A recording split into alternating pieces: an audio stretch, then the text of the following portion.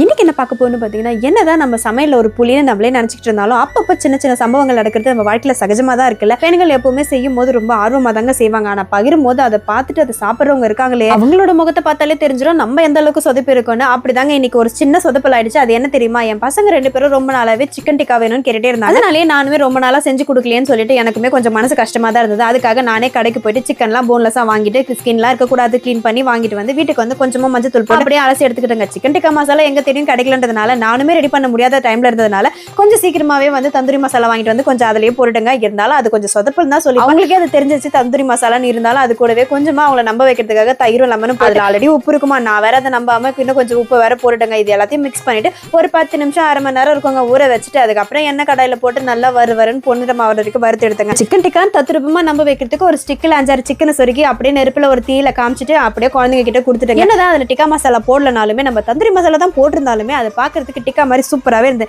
நீங்களும் ட்ரை பண்ணி பாருங்க. நல்லா இருக்கும். இந்த வீடியோ உங்களுக்கு பிடிச்சதா லைக் பண்ணுங்க. தேங்க்யூ, பாய்.